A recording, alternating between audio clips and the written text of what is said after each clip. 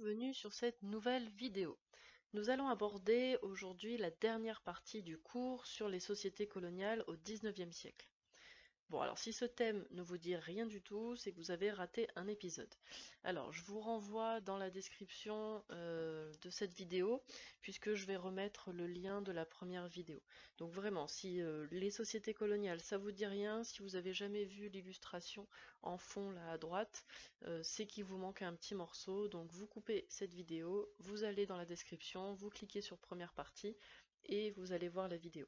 Sachant qu'à la fin de celle-ci, de la deuxième partie, je mettrai la référence du test cuisinière. Donc je vous mettrai aussi les codes, le site dans la description. Alors dans la première vidéo, on avait vu que l'Europe était entrée au XIXe siècle dans une nouvelle phase de conquête coloniale. Les puissances européennes sont parties à la recherche de débouchés économiques, elles veulent des ressources, et puis je vous rappelle aussi que le XIXe siècle, c'était le siècle des affirmations coloniales. C'est-à-dire qu'en fait, chaque puissance veut s'affirmer, et cela passe forcément par la conquête de nouveaux territoires, puisque nouveaux territoires égale population, égale ressources, égale développement du commerce, etc. Donc, il fallait retenir aussi de la première partie que l'empire colonial français se construit surtout au niveau géographique en Afrique et en Asie. D'accord? Donc ça, vous retenez empire colonial français, Afrique, Asie. Alors en Asie, vous vous rappelez, la carte, c'était l'Indochine, alors que les Britanniques, eux, vont s'implanter en Inde. Il fallait retenir aussi le cas de l'Algérie, puisque c'est l'exemple que j'ai pris pour le cours. Donc la conquête de l'Algérie qui s'est fait, voilà, les différentes étapes, et qui a permis d'établir une colonie de peuplement, puisque la proximité avec l'Algérie a permis de ramener régulièrement de la main-d'œuvre en France pour travailler, qui dans les usines, qui dans les champs, dans l'agriculture, etc. Aujourd'hui, nous allons aborder une nouvelle question qui est celle de l'abolition de l'esclavage et voir que cette abolition va suivre un processus qui n'est pas linéaire, c'est-à-dire qui n'est pas toujours régulier, et c'est un processus qui va être inégal en fonction des pays. Certains pays vont l'adopter plus tôt que d'autres. Alors nous, on va s'intéresser au cas de la France pour voir quel est le chemin que l'abolition a suivi. Alors je vous rappelle que abolition, le terme abolition, ça veut dire une interdiction. Donc l'abolition de l'esclavage, c'est à quel moment on va interdire l'esclavage. Donc là c'est vraiment important, vous le voyez, hein, d'apprendre le vocabulaire technique que je vous ai donné depuis le début de l'année. Vocabulaire technique, c'est-à-dire les termes en vers, puisque ce sont des termes souvent qui sont pas uniquement dédiés au chapitre, c'est des termes que l'on va retrouver dans d'autres chapitres. Et si vous les maîtrisez pas, à un moment donné, voilà, vous comprendrez plus de quoi on parle. Vous prenez donc un stylo rouge et vous notez à la suite du cours, donc là j'insiste, hein, si le grand 3 c'est le premier titre que vous écrivez, c'est que vous n'êtes pas au bon endroit. Donc grand 3, de la domination des colonies à l'abolition de l'esclavage. Celles et ceux qui ont le manuel à la maison, vous pouvez l'ouvrir page 126, 127. Pour les autres, pas d'inquiétude, je vous remettrai toujours les documents que nous étudierons en fond. D'ailleurs, j'ai pas tellement eu de retour là-dessus. Si vous pouvez me dire dans les commentaires si la qualité des images est suffisante. Les textes, moi je les numérise et je les copie-colle directement sur ma diapo, mais c'est possible que je les recopie si vous en avez besoin. Si vous trouvez que la numérisation n'est pas de bonne qualité et que vous ne pouvez pas lire les documents, vous me le dites en commentaire ou en message, mais c'est aussi bien en commentaire, comme ça tout le monde peut voir qui a commenté. Et vous me dites, bon là c'était illisible, ou si ça va. Nous allons remonter un peu la chronologie avec ce premier document. Donc rendez-vous dans les années 1780, c'est-à-dire à la fin du XVIIIe siècle. Alors, vous pouvez mettre pause, lire le document. J'insiste, dites-moi vraiment dans les commentaires si vous préférez que je lise ces documents à voix haute, car ils sont illisibles pour vous, ou alors que je les transforme en les réécrivant en taille plus grande, parce que là, vous voyez, j'ai numérisé le document du manuel, mais je peux très bien recopier la totalité du texte, la mettre en bien grand pour que vous puissiez le lire. Voilà, ou bien simplement que je le lise tout court pour celles et ceux qui préféreraient. Vous me dites, c'est peut-être le dernier cours à l'oral, enfin dans cette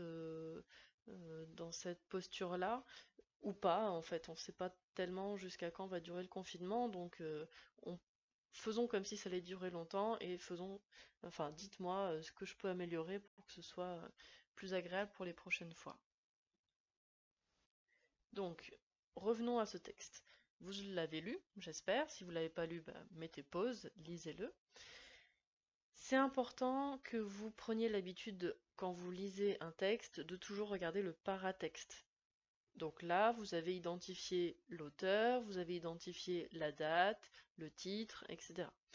Donc, pour ce qui concerne le paratexte, vous l'avez autour du texte à cet endroit-là. Donc on voit que c'est un texte qui a été écrit par la Société des Amis des Noirs.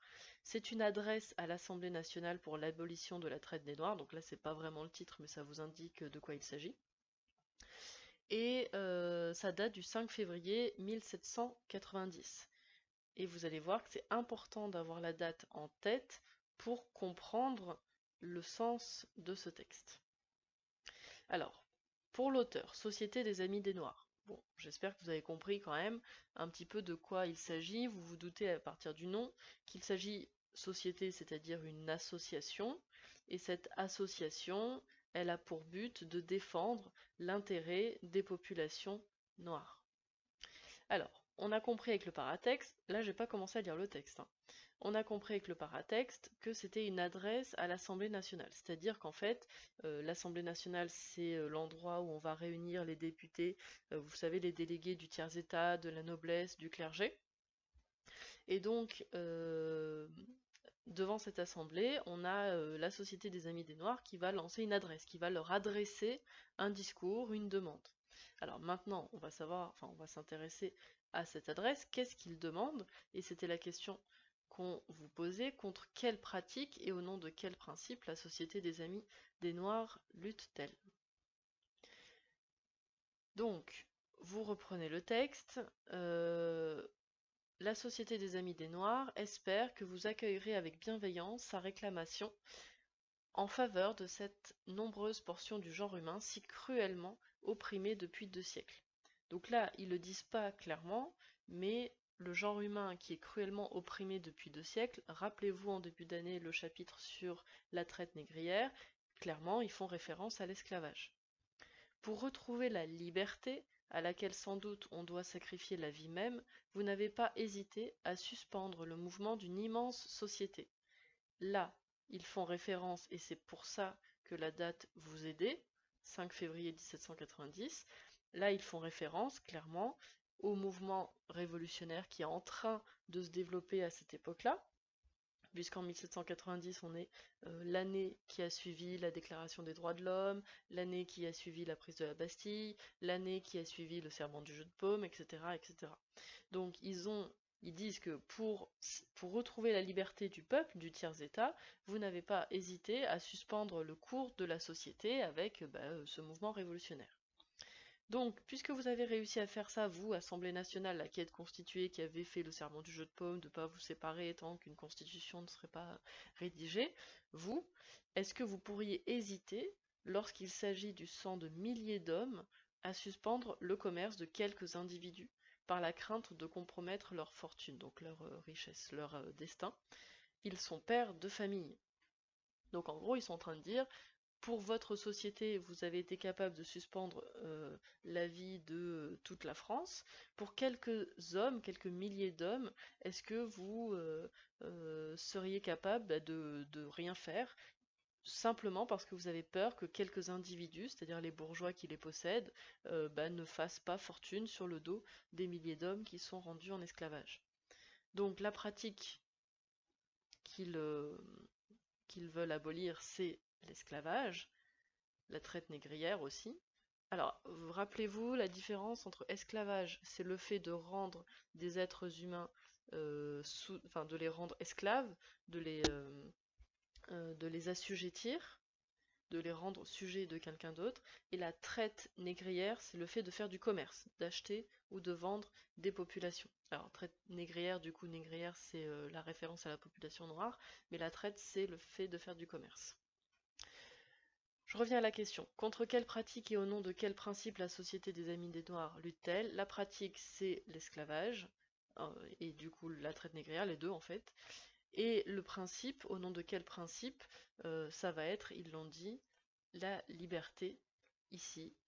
Et puis ils font référence aussi à l'égalité. C'est pas clairement explicite, c'est implicite du coup, c'est-à-dire que explicite c'est pas dit clairement, mais c'est implicite, c'est-à-dire qu'on le comprend à la lecture du texte, puisqu'ils disent qu'en gros pour les Français vous avez pu faire ce que vous avez fait, mais là pour cette population il faudrait le faire, c'est-à-dire il faut les considérer comme égaux. Et ça fait donc référence, cette partie-là, à la Déclaration des droits de l'homme et du citoyen, qui affirme du coup l'égalité et la liberté de tous. Vous pouvez noter, la Société des Amis des Noirs lutte contre la traite négrière au nom de la liberté. Alors du coup j'ai oublié de mettre et de l'égalité, je vais le rajouter après, donc vous l'aurez sur votre écran. Et au nom du fait qu'ils sont pères de famille. C'est vrai que j'ai pas trop insisté sur la dernière phrase, mais quand même, la fin de l'adresse, c'est ils sont pères de famille, donc ils sont comme nous tous. L'objectif avec cette partie, vous l'aurez compris, c'est de refaire un petit peu la chronologie de l'abolition de l'esclavage, car justement, elle a vraiment connu des soubresauts, c'est-à-dire que c'est pas hop, à cette date, abolition de l'esclavage, et puis c'est terminé, on n'en parle plus, il n'y a plus d'esclavage, tout va bien. Alors, je vous laisse lire ce texte. Vous pouvez mettre pause pour le lire, répondre à la question. Faites bien attention au paratexte. Le paratexte, c'est tout ce qu'il y a autour du document. Alors, c'est le titre, mais ça, c'est le titre du document. Donc, au brevet, par exemple, vous n'aurez pas forcément un titre de ce type-là. Le paratexte, c'est aussi souvent la petite introduction en italique que vous avez au début, c'est-à-dire que ça n'existe pas dans le décret de la Convention nationale, c'est le manuel qu'il a rédigé pour vous permettre de savoir un petit peu de quoi il retourne. Et le paratexte, c'est encore voilà, la référence, le nom de l'auteur, la date, le titre, et puis éventuellement du vocabulaire. Le texte est lu, le paratexte aussi. Bon. Alors, ce texte est important car il nous a permis de nous rappeler qu'avec la proclamation de la République, les libres de couleur ont enfin obtenu l'égalité civique dans la plupart des colonies, et de ce fait, elles vont soutenir le régime qui est tout récent, qui vient juste de se mettre en place. Pour s'assurer du soutien de la population à Saint-Domingue, l'esclavage est d'abord aboli dans l'île en 1793. C'était une île très importante puisque on est, je vous le mets tout de suite, on est dans cette région du monde, aux Antilles, du côté des Antilles. Là, vous le voyez sur Google Earth, vous avez ici donc les États-Unis, enfin actuellement les États-Unis. Alors, je vous conseille l'outil Google Earth, vraiment, c'est donc une projection de la planète, du monde. Cette projection, elle est actuelle. On n'est pas dans une carte d'histoire, une carte historique. D'ailleurs, la preuve, c'est que là, vous avez Haïti. J'ai dû taper Haïti dans le moteur de recherche de Google Earth pour tomber sur Saint-Domingue, puisque le nom a changé, vous verrez pourquoi juste après. Donc, vous avez ce logiciel qui vous permet vraiment de vous déplacer, de voyager partout dans le monde. Alors, à l'heure actuelle, avec le confinement, sincèrement, c'est vraiment l'idéal. Vous pouvez taper n'importe quoi, le Maroc, l'Espagne, enfin n'importe quel lieu, et puis vous partez de l'espace, et puis vous vous rapprochez progressivement jusqu'au lieu où vous voulez aller. Vous pouvez même retrouver votre domicile avec ce logiciel. Voilà, donc nous avons localisé Haïti, à savoir Saint-Domingue. On revient au texte. Le texte nous apprend que la Convention nationale, c'est le nom qu'on donnait au régime politique qui avait été mis en place à cette époque-là. Donc on nous apprend que cette convention élargit la décision d'abolir l'esclavage à l'ensemble des colonies françaises. Attention, par contre, dans les faits, l'esclavage demeure quand même dans de nombreux cas. Mais au moins, au niveau du texte, au niveau de la loi, c'est aboli. Vous pouvez donc noter. Alors, il faut que j'enlève mon pointeur parce que sinon je vais cliquer. Voilà. Donc, vous pouvez noter première abolition de l'esclavage, février 1794. Bon, c'est très bref comme résumé. Si vous n'êtes pas sûr de vous, vous pouvez réécouter l'explication par rapport au texte. Et voilà, pour être sûr de bien retenir l'histoire avec Saint-Domingue que je vous ai expliqué juste avant. Document suivant. Quelle décision Napoléon Bonaparte prend-il en 1802? Toujours pareil, vous avez le texte, vous le lisez, vous répondez à la question dans votre tête ou sur le cahier, comme vous voulez.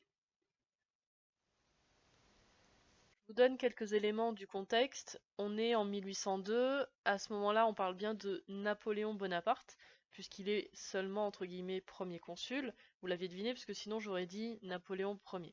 Pour autant, même s'il est premier consul, c'est-à-dire qu'il a aussi deux autres consuls avec lui qui dirigent le pays, c'est quand même lui qui va prendre les décisions les plus importantes, puis de toute façon il va finir par évincer les deux autres consuls qui ne lui servent pas, enfin qui le réfrènent un petit peu dans ses ambitions. À la lecture de ce texte, donc toujours pareil, hein, le paratexte ne fait pas partie du décret, donc le paratexte c'est ce passage-là. Donc on vous dit après la lecture des différents articles que la décision, ça va être de rétablir l'esclavage dans les colonies. En effet, on vous dit dans les colonies restituées à la France, sera maintenu l'esclavage. Donc là, on ne peut pas être plus clair. L'article suivant, il en sera de même dans les autres colonies françaises, au-delà du cap de Bonne-Espérance. Donc là, on vous parle principalement de la Réunion et de l'île Maurice. Et enfin, la traite des Noirs et leur importation dans les colonies auront lieu. Donc là, hop, c'est parti, esclavage, traite négrière, traite même de manière plus générale, c'est rétabli. En fait, après avoir signé la paix d'Amiens avec l'Angleterre, comme vous l'avez lu dans le petit paratexte, le texte en italique, Napoléon a des visées sur l'Amérique. Et pour satisfaire ses visées sur l'Amérique, il pense que Saint-Domingue, qui est en fait à cette époque la plus grande colonie française, lui servira de point d'appui stratégique. Vous vous rappelez sur l'image de Google Earth, on a bien vu que Saint-Domingue, Haïti aujourd'hui, se trouve sur une île qui est à proximité des États-Unis, au large de la Floride. Enfin, de l'actuelle Floride, puisqu'à cette époque-là, on n'est pas dans les États-Unis que vous connaissez aujourd'hui. Sauf que le problème, c'est qu'à Saint-Domingue, les libres de couleur et les esclaves sont en insurrection, et ce, sous la direction de Toussaint Louverture, celui-ci. Voilà, un petit portrait pour que vous puissiez associer un nom à un visage. Donc là, vous avez une représentation d'un artiste anonyme, il me semble, de Toussaint Louverture. Donc, il mène une révolte, une insurrection. Napoléon, lui, il veut s'assurer du soutien des colons français sur l'île.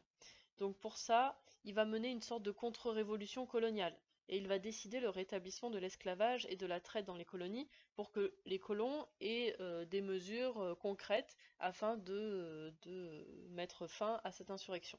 Donc Toussaint Louverture va être arrêté, l'esclavage va être rétabli de fait en Guadeloupe, en Guyane et aux Mascareignes également.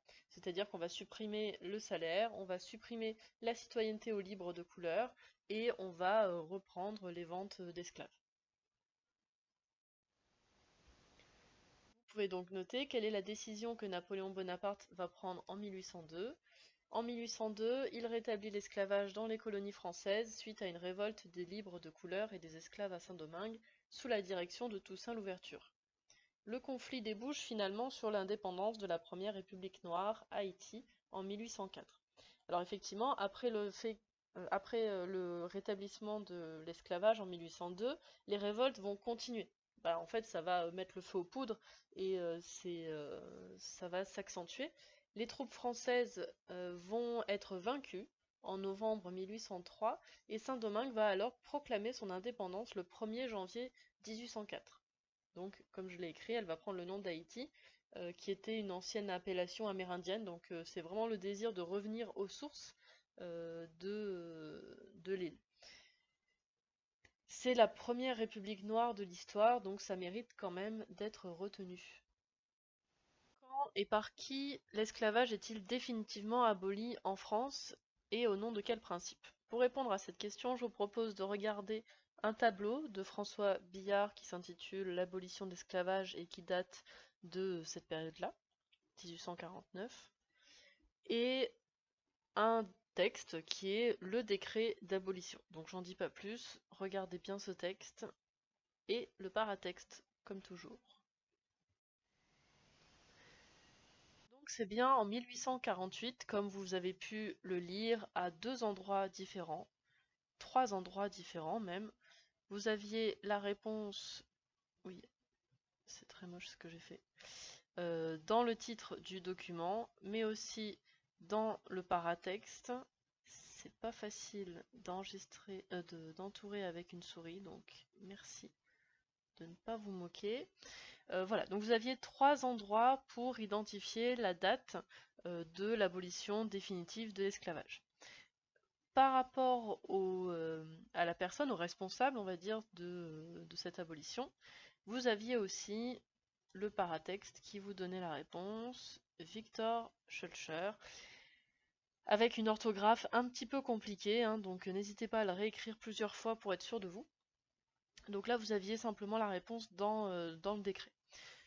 C'est donc en 1848 que Victor Schœlcher va proposer le décret d'abolition définitive de l'esclavage en France, et ce, au nom de plusieurs principes.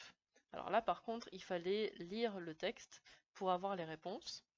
Au nom du peuple français, le gouvernement provisoire considérant que l'esclavage est un attentat contre la dignité humaine, qu'il est une violation flagrante du dogme républicain, liberté, égalité, fraternité, décrète, article 1er, l'esclavage est entièrement aboli dans toutes les colonies et possessions françaises. Les principes, vous les avez donc reconnus, puisque rappelez-vous, on en avait parlé dans le chapitre d'éducation civique. Il s'agit donc bien sûr de la liberté, de l'égalité et de la fraternité. Alors plus exactement, c'est plutôt des valeurs, hein. Si j'avais voulu être un peu plus rigoureuse, j'aurais dû dire au nom de quelle valeur. Donc la valeur, c'est liberté, égalité, fraternité. Alors justement, maintenant on va regarder un petit peu de plus près le tableau que vous avez sous les yeux. Alors je vais vous le mettre sous une qualité un petit peu un petit peu meilleure. Vous avez donc ici le tableau en plus grand. Normalement c'est beaucoup plus net, l'image est beaucoup plus nette, sinon je vous invite avec la référence à aller sur Google et puis retrouver le tableau. Alors on va l'analyser un petit peu comme on le ferait pour un croquis de paysage, hein. L'intérêt c'est de voir un peu les différents plans. Bon là ils sont quand même plus ou moins tous au premier plan, mais il y a quand même des ensembles qui se distinguent. Alors, premier ensemble, c'est ce personnage, ici, qui est tout seul au milieu et qui a une attitude qu'on va analyser. Alors, voilà. Nous avons donc ici le député Victor Schœlcher qui vient d'annoncer la décision de la République d'abolir l'esclavage. Alors on le sait puisque ici il y a dans ses mains le décret qui annonce sa décision, et puis il pointe avec son chapeau le drapeau français. Donc il pointe en direction du drapeau français qui, comme vous le remarquez, a une taille assez impressionnante, hein. On pourrait en faire un plaid, une couverture et s'enrouler dedans. Donc l'objectif de cette attitude, c'est de montrer à la population qui se trouve en face que c'est envers le drapeau qu'il faut tourner sa reconnaissance. Il souligne ainsi l'origine de la décision de cette abolition. En face de lui, je vais prendre une autre couleur, vous avez, face au député, donc vous avez deux esclaves ici qui s'enlacent, montrant une attitude positive et de joie, je leur ai coupé les pieds, mais je sais pas trop où ils sont. Voilà, donc on voit qu'ils sont en train de regarder tous les deux ensemble. C'est vraiment le cœur du tableau, hein. Ils regardent les chaînes, sauf que ces chaînes, elles sont dessinées d'une manière un peu particulière, puisque on va les dessiner brisées. D'accord? Vous voyez ici, là, elles sont bien brisées. Elles sont cassées, voilà, donc ils ont arraché leur chaîne, ce qui met bien en avant la liberté qu'ils viennent d'acquérir maintenant. Et donc la joie qu'ils éprouvent forcément à la vue de ces chaînes brisées. Autour d'eux, on va avoir toute une masse Alors je vais pas faire tout le détail, hein, on voit bien la population noire autour qui regarde les chaînes, parfois sans oser y croire, parfois avec stupeur, avec joie. Et voilà, donc on a cette analyse qui se dégage avec ces personnages-là. Ensuite, on a un autre groupe qui se trouve un peu de part et d'autre là. Alors, je vais prendre plutôt le surligneur, ce sera plus simple. Si je fais ça, on n'y voit rien du tout là en fait. Je vais prendre une autre couleur. Voilà. Donc ici, là, vous avez toute une zone avec des gens qui sont habillés en blanc. Les vêtements hein, sont habillés en blanc. Un petit curé là, hop, faut pas l'oublier. Donc ces gens-là, qui sont habillés en blanc, symbolisent la société coloniale, qui plus est blanche de peau, pour le coup, qui est plutôt dans une attitude, donc on les retrouve aussi un petit peu ici, qui est dans une attitude plutôt sereine, plutôt cool, ça va, il n'y a pas trop de stress par rapport à cette prise de décision. Vous voyez, ils regardent de manière un peu nonchalante, ils fixent pas les chaînes parce que ça, c'est pas trop ça qui les intéresse, mais ils ont l'air plutôt tranquilles, pas de soucis. Ça met en avant le fait que bah, finalement, les Français, les colons en tous les cas, sont plutôt, voilà, accueillent la décision, pas dans la joie, mais l'acceptent et trouvent ça finalement peut-être normal que ça se passe comme ça. J'insiste juste sur ce petit groupe-là d'esclaves libérés qui se retrouvent dans une position, vous le voyez quand même, à genoux. On les voit, ils sont assis par terre. euh, et ce personnage-là, plus particulièrement, alors du coup là j'ai un peu colorié, celui-ci aussi, on voit qu'ils ont le regard tourné vers le drapeau. Donc en fait, le peintre a voulu certainement souligner la reconnaissance des esclaves et la loyauté qu'ils vont finir par adopter envers le drapeau qui leur a permis bah, du coup de devenir libres. Voilà. Un petit mot pour l'arrière-plan quand même, parce que je vous ai dit au début que c'était comme la géo, on regardait les plans. Donc à l'arrière-plan, vous le voyez, alors c'est peut-être moins net pour le fond vraiment là qui est un peu dans la brume, mais au moins avec les palmiers ici, les cocotiers, voilà, c'est pour bien montrer qu'on est dans un espace exotique, puisque c'est surtout là qu'on a donc la traite négrière, l'esclavage, les plantations. Là, je vous renvoie au cours du début d'année. Ça ne ressemble plus à rien du tout, mon dessin, mais voilà, c'était pour que vous suiviez au fur et à mesure ce que je pointais sur le tableau. Dernier texte à analyser, je vous laisse le lire. La question c'est la même que tout à l'heure, mais là c'est simplement pour insister sur le dernier aspect que je viens de vous soulever avec le tableau. En fait, ce texte, c'est la proclamation de l'abolition à l'île Bourbon, parce qu'en fait, il va y avoir une proclamation pour chaque territoire. Il est intéressant parce qu'il va mettre en avant finalement des éléments comme une sorte de chantage. Vous avez la liberté, vous devenez libre, mais en échange, on vous demande de travailler en bons ouvriers, d'élever vos familles. Voilà ce que la République vous demande. En fait, chaque décret va insister sur la reconnaissance éternelle que les populations doivent à la République française. Et pourquoi est-ce qu'on leur demande cette reconnaissance? Parce que c'est la République française qui les a fait libres. Alors évidemment, nous, avec le recul de l'histoire, on sait bien un petit peu l'hypocrisie de ce genre de discours, puisque on sait tout l'esclavage qui a eu lieu pendant 2 siècles, au moins, si on part simplement du XVIIIe siècle, on sait toutes les rébellions, toutes les insurrections, tout ce qu'il y a derrière, mais voilà, en 1848, ce que les Français veulent comme relation, c'est la liberté, vous l'avez, en échange maintenant, travaillez, soyez de bons pères de famille, élevez vos familles, et surtout, soyez reconnaissants envers la République, et que donc, dernière phrase, que votre devise soit toujours Dieu, alors pas n'importe quel Dieu, hein, là on parle bien du Dieu chrétien, la France et le travail. Vous pouvez noter maintenant, en 1848, Victor Schœlcher propose le décret d'abolition définitive de l'esclavage en France au nom des principes d'égalité, de liberté et de fraternité. En échange, la République leur demande de manifester leur reconnaissance par le travail, la loyauté envers la République et le respect de l'ordre. Ça veut dire, en gros, pas de révolte, tout va bien. Pour terminer, je vous propose une frise chronologique que vous pouvez reporter, recopier sur vos cahiers.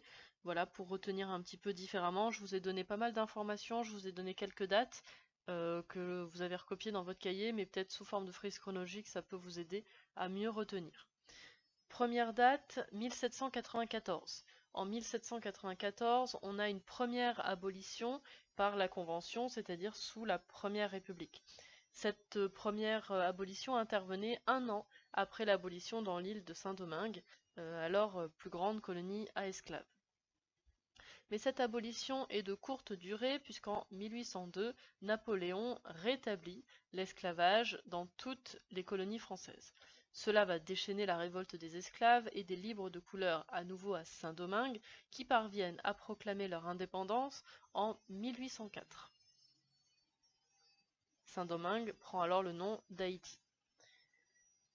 L'abolition définitive n'intervient enfin qu'en 1848, sous la Deuxième République, et c'est Victor Schœlcher qui en est l'instigateur. Cela provoque des scènes de joie dans les colonies, comme on l'a vu avec le tableau précédent. En échange, par contre, la République attend de ses esclaves libérés la loyauté, le travail, le respect et l'ordre. Le chapitre est à présent terminé, donc j'espère que vous avez apprécié cette manière de fonctionner. N'hésitez pas à me dire dans les commentaires s'il y a des soucis. Je sais qu'il y a des petits problèmes avec le micro, je ne sais pas pourquoi à chaque fois que je change de diapositive, il y a un temps d'adaptation, le son n'est pas très fort, j'arrive pas à le changer. Donc ça c'est vraiment, voilà, je ne sais pas comment faire. Mais bon, s'il y a d'autres choses, d'autres soucis, n'hésitez pas à me le dire. Donc je vous laisserai relire vos cours, recopier vos cours tranquillement, réécouter la vidéo si vous en avez besoin. Et une fois que tout ça sera terminé, vous pourrez faire le test sur Cuisinière. Je vais laisser le lien dans la description, vos codes. Je les mets aussi à la fin de la vidéo pour que vous les retrouviez facilement. Vous avez toute la semaine pour le faire. Voilà, je ne mettrai pas le lien plus tard que vendredi soir pour que vous respectiez aussi vos vacances à vous. Moi, de toute façon, je continuerai à corriger les copies que je reçois, pas de problème. Mais voilà. Donc, bon courage